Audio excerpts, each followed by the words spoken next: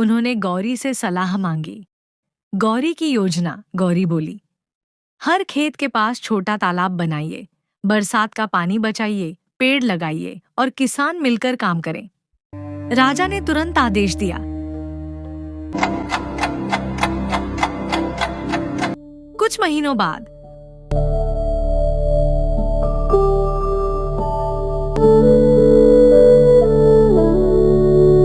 पूरे राज्य में पानी की कमी खत्म होने लगी।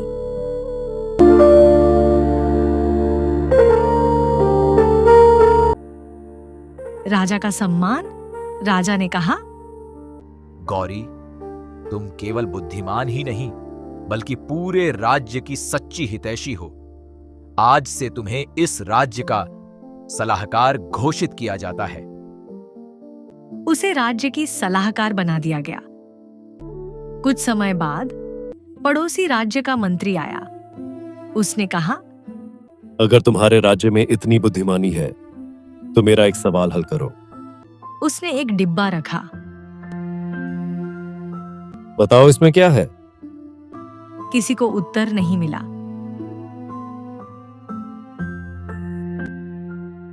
गौरी ने डिब्बे को हिलाकर देखा। हल्की पत्थर जैसी आवाज आई। वह बोली, इसके अंदर कछुआ है। डिब्बा खोला गया। सचमुच अंदर कछुआ था। सभी हैरान रह गए। राजा ने घोषणा की, आज से गौरी की शिक्षा पूरे राज्य के बच्चों को दी जाएगी कि बुद्धि, ईमानदारी और मेहनत सबसे बड़ी ताकत है। रामू किसान की आंखों में खुशी के आंसू आ गए। वह बोला, गरीबी कभी इंसान की किस्मत तय नहीं करती, उसकी सोच तय करती है। गौरी मुस्कुराई। जिसके पास बुद्धि, मेहनत और सच्चाई हो, उसे दुनिया की कोई ताकत हरा नहीं सकती। राजा ने गौरी को राज्य की सलाहकार बना दिया था। उसकी बुद्धिमानी की चर्चा दूर दूर तक फैल चुकी थी।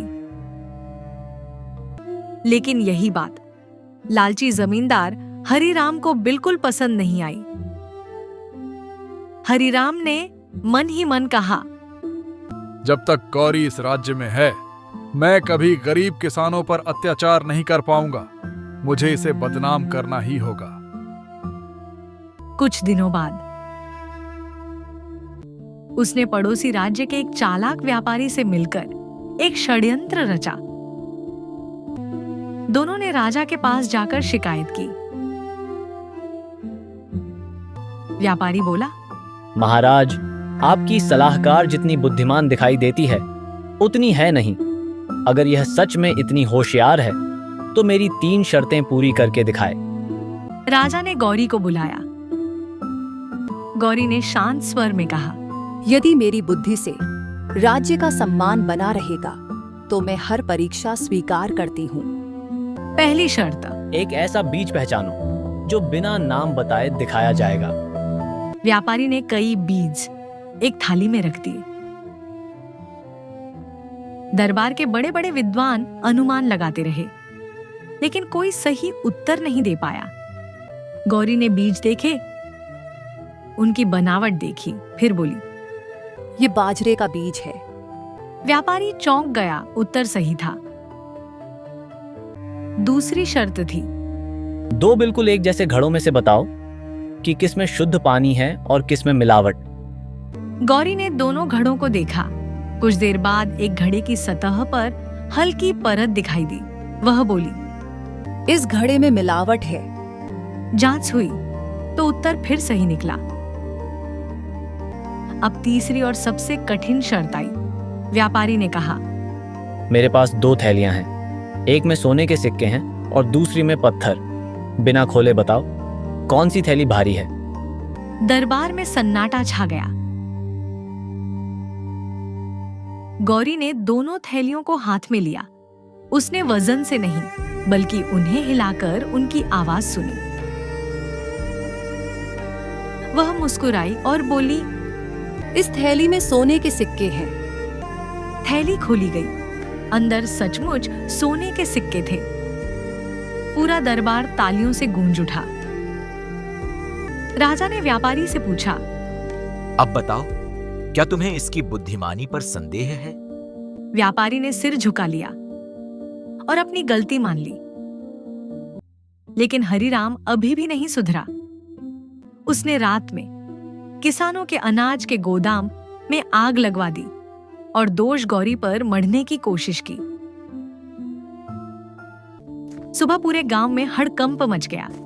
लोग परेशान थे। गौरी घटनास्थल पर पहुंची। उसने राख, पैरों के निशान और टूटी हुई मशाल को ध्यान से देखा।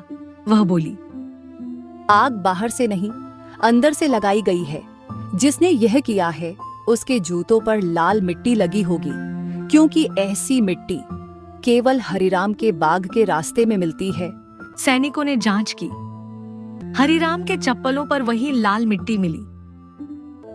उसके नौकर ने भी सच्चाई बता दी। राजा बहुत क्रोधित हुए। उन्होंने हरिराम की सारी गैरकानूनी संपत्ति जब्त कर ली और वह जमीन उन गरीब किसानों को लौटा दी जिनसे उसने छल से छीनी थी। गांव में फिर खुशियां लौट आईं।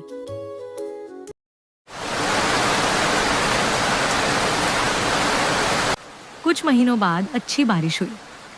तालाब भर गए। खेतों में लहलहाती फसलें देखकर रामू किसान की आंखों में खुशी के आंसू आ गए।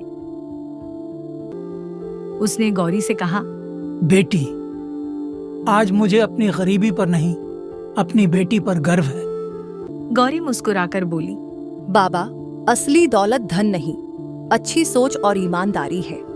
राजा ने पूरे राज्य में आदेश दिया, आज से हर गांव में बच्चों को केवल पढ़ना लिखना ही नहीं, बल्कि ईमानदारी, समझदारी और न्याय का पाठ भी पढ़ाया जाएगा। समय बीतता गया।